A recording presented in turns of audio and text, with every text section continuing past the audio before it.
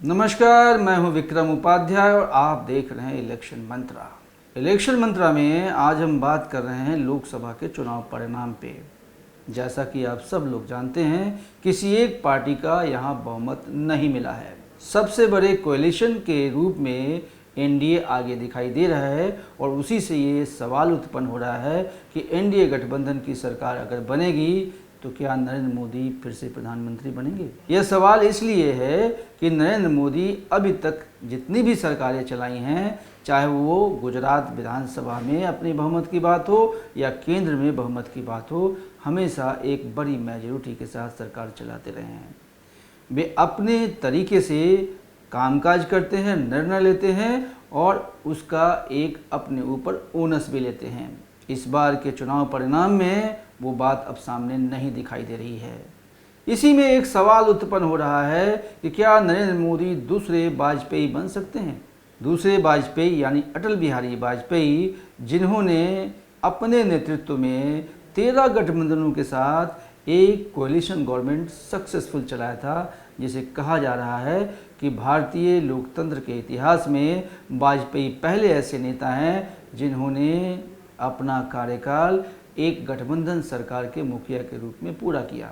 हालांकि वाजपेयी अपने 6 साल के शासनकाल में 3 बार प्रधानमंत्री बने, एक 13 दिन के लिए, एक 13 महीने के लिए, लेकिन तीसरा कार्यकाल उनका पूरे 5 साल का रहा। उनके इस कार्यकाल में जो अंतिम उनका कार्यकाल था वो बहुत ही सक्सेसफुल कार्यकाल माना जाता है। उनके गठबंधन में टीडीपी भी शामिल थी, जो आज मोदी के साथ है। उनके गठबंधन में उस समय ममता बनर्जी भी साथ थी, लेकिन आज वो मोदी के सबसे प्रबल प्रतिद्वंदी हैं। फिर बात आती है कि क्या नरेंद्र मोदी का व्यक्तित्व या उनका स्वभाव ऐसा है कि वे एक कम टिकाऊ सरकार का नेतृत्व कर सकते हैं। कम टिकाऊ इसलिए कहते हैं क्योंकि कोएलिशन गवर्नमेंट में सभी पार्टियां मिलकर निर्णय करती हैं और मोदी का एकला निर्णय का जो एक चलन चल रहा है पिछले 10 सालों से, वो शायद अब आगे संभव नहीं होगा। हम बात कर रहे हैं फिर से वाजपेयी और मोदी की तुलना की। अटल बिहारी वाजपेयी मार्च 1998 से लेकर 2004 तक शासन में रहे। 3 बार लगातार वे प्रधानमंत्री रहे और उन्होंने 1998 में केवल एक वोट से अपनी सरकार और अपना बहुमत खो दिया था। देश तब उसके बाद 10 साल कांग्रेस के शासनकाल में रहा, यूपीए 1 यूपीए 2 के बीच में। उसके बाद 2014 में जब इलेक्शन हुआ तो देश ने एक बहुमत के साथ नरेंद्र मोदी को नेतृत्व सौंपा।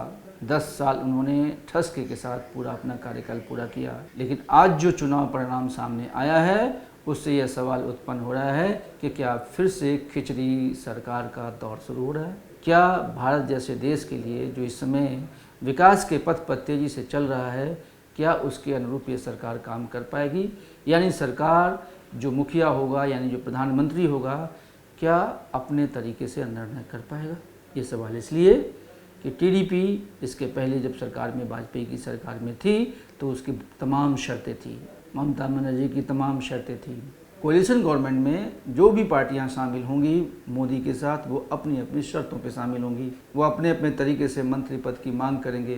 फिर जो परफॉर्मेंस और 100 दिनों का जो टारगेट मोदी ने सेट किया है, क्या वो पूरा कर पाएंगे। मोदी ने इस नई सरकार के लिए जो 100 दिन के एजेंडे तय किए थे, उसमें सबसे ऊपर उन्होंने रखा था कि देश को तीसरी बड़ी अर्थव्यवस्था बनाने के लिए फटाफट निर्णय करना। अब जबकि कोएलिशन सरकार बनेगी और मोदी उसके मुखिया बनेंगे भी, तो ये बहुत मुश्किल बात है कि मोदी अपने तरीके से अपनी पसंद के लोगों को मंत्रालय में चुन पाएंगे, क्योंकि टीडीपी और तमाम राजनीतिक दल जो इस समय एनडीए की सहयोगी हैं, उनके सामने वो शर्तें होंगी जो मोदी को मानना पड़ेगा। इसीलिए ये सवाल उत्पन्न होता है कि मोदी क्या दबाव में काम कर पाएंगे। ये देखा गया है कि कोएलिशन गवर्नमेंट में रेल मंत्रालय, वित्त मंत्रालय, उद्योग मंत्रालय, होम मिनिस्ट्री, ये तमाम मंत्रालयों की मांग सहयोगी पार्टियों द्वारा की जाती है।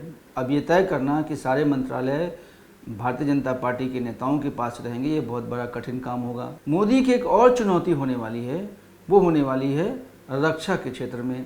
अभी देश को पूरी तरह से समृद्ध बनाने और अपनी सुरक्षा के मामले में आत्मनिर्भर बनने के लिए मोदी ने बड़ी पहल की थी। देश को रक्षा उत्पादन में आयातक से निर्यातक बनाने का एक बड़ा बेड़ा उन्होंने उठाया था। अभी तक उत्तर प्रदेश में, मध्य प्रदेश में, राजस्थान में, अलग अलग क्षेत्रों में उन्होंने रक्षा उपकरणों के निर्माण की इकाइयां बनाई थी। अब जबकि नए सहयोगी आंध्र प्रदेश से आएंगे, तमिलनाडु से आएंगे, तो ये जो उद्योग जो है वो कहीं और ले जाने की बात जरूर होगी। एक और चुनौती जो मोदी के सामने प्रधानमंत्री के रूप में हो सकती है कि वो निर्णयों में बहुत जल्दीबाजी करते हैं। वे अपना एजेंडा पहले से तय रखते हैं और उन एजेंडों पे सारे अधिकारियों को एक साथ बुलाते हैं और उसका फैसला करते हैं। कोलिशन गवर्नमेंट में ये संभावना कम होगी, क्योंकि हर निर्णय के पहले एक कैबिनेट मीटिंग या आपसी बातचीत जरूरी होगी, यानी फैसलों में देरी जरूर होगी। अभी तक के 10 साल के शासन में मोदी ने ये दिखाया कि जो उनकी पसंद के लोग हैं वो उनका कितना ख्याल करते हैं, चाहे मंत्रालय में लेने की बात हो या निर्णयों में उनको शामिल करने की बात हो। मैं बात कर रहा हूँ अमित शाह और राजनाथ सिंह का। ये मोदी के 2 बड़े ही विश्वसनीय लोग थे, जो हमेशा उनके इर्द गिर्द या उनके आसपास रहते थे और निर्णयों में सहभागी होते थे। क्या कोalition गवर्नमेंट में ऐसा संभव हो पाएगा? क्या अमित शाह दोबारा से फिर उसी स्थिति में सरकार में शामिल हो पाएंगे? क्योंकि सरकार चलाने और उसकी रणनीति बनाने में अमित शाह को सबसे विश्वसनीय आदमी माना जाता है। मुझे जहां तक समझ में बात आती है कि अगर कोई सरकार बनती भी है और मोदी उसके प्रधानमंत्री बनते भी हैं, तो संभवतः 1 या 2 उप प्रधानमंत्री की भी डिमांड होगी। ये डिमांड कोलिशन पार्टी के पार्टनर्स की तरफ से आ सकती है। ऐसे में अपने मन के लोगों को मंत्रिमंडल में शामिल करने का विकल्प मोदी के पास होगा क्या?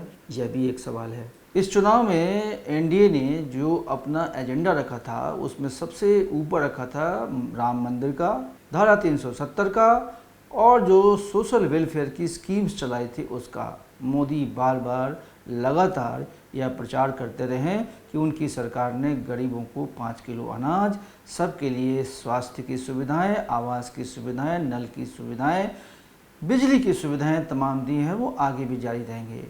लेकिन उसके बावजूद उत्तर प्रदेश, बिहार या अन्य क्षेत्रों में जो चुनाव के एजेंडे जो सामने उभर के आए वो महंगाई के थे, बेरोजगारी के थे और काफ़ी हद तक सरकार चलाने के तरीके के थे।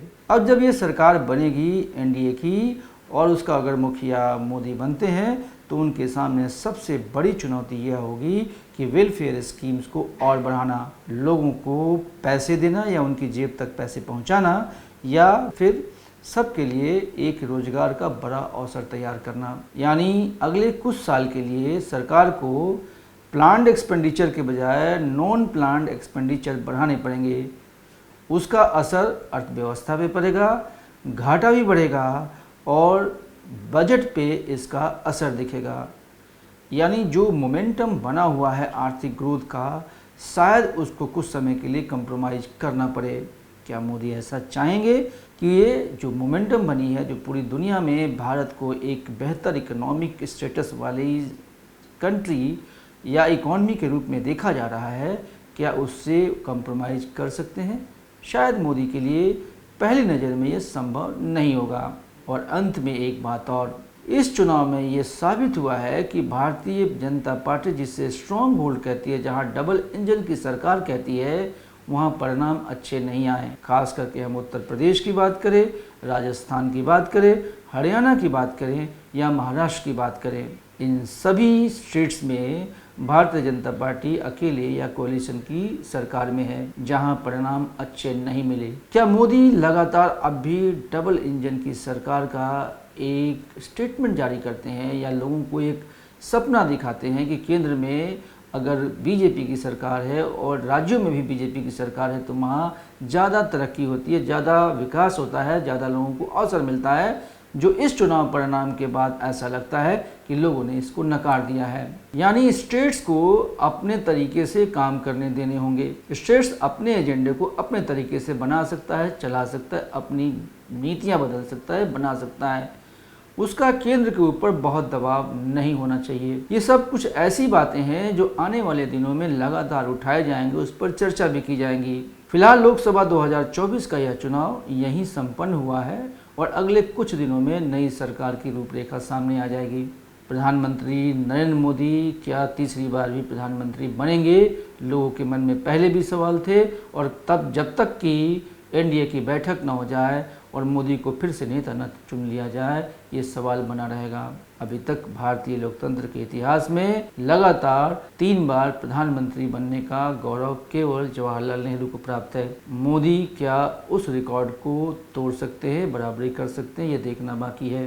कांग्रेस यह नहीं चाहेगी कि मोदी नेहरू की बराबरी कर सके, इसलिए कांग्रेस अपनी तरफ से तमाम कोशिशें करेगी कि एनडीए के कुछ एलाइज टूटकर उनके साथ आ जाएं। चुनाव परिणाम जारी होने से पहले ही कांग्रेस के नेता जयराम रमेश ने ये शिगूफा छोड़ा था कि एनडीए के कई सहयोगी उनके संपर्क में हैं। जब रिजल्ट टीवी के स्क्रीन पे आ रहे थे और ये तय हो रहा था कि टीडीपी एक बड़ी पार्टी के रूप में आंध्र प्रदेश में उभर के आ रही है, तो उसी समय एक खबर भी आई थी कि कांग्रेस के नेता चंद्रबाबू नायडू से संपर्क करने की कोशिश कर रहे हैं। थोड़ी ही देर में ये खबर और आई कि प्रधानमंत्री नरेंद्र मोदी ने चंद्रबाबू नायडू से बातचीत भी कर ली है। यानी अभी से ही एलाइज की घेराबंदी करनी शुरू हो गई है। ये भारतीय राजनीति है जो पल पल अपना स्वरूप बदलती है। ये आने वाले कुछ घंटों में, कुछ दिनों में ही स्थिति स्पष्ट होगी। लेकिन एक यहाँ पे हमने आपके सामने एक परिप्रेक्ष्य में इस प्रोग्राम को किया कि क्या मोदी वाजपेयी की तरह सर्वस्वीकार्य हो पाएंगे या वे इतने लचीले रुख अपना पाएंगे कि सभी एलाइज उनके साथ एक कंफर्टेबल स्थिति में काम कर सकें। यह देखना अभी बाकी है। इलेक्शन मंत्रा का सफर 2024 के लोकसभा चुनाव तक नहीं है। देश में हर साल चुनाव होते रहते हैं। हम चुनाव की खबरें आप तक पहुंचाते रहेंगे लगातार। अभी आने वाले दिनों में कई राज्यों के चुनाव हैं। इसमें दिल्ली है, बिहार है, झारखंड है, हरियाणा है। हम लगातार चुनाव की खबरें आप तक पहुंचाते रहेंगे और उसका विश्लेषण करते रहेंगे। तो चुनाव विश्लेषण का यह कार्यक्रम इतना ही। हम कुछ घंटों, कुछ समय बाद पुनः आपके साथ कुछ और कार्यक्रम के साथ उपस्थित होंगे। तब तक के लिए हमें इजाज़त दीजिए और देखते रहिए इलेक्शन मंत्रा।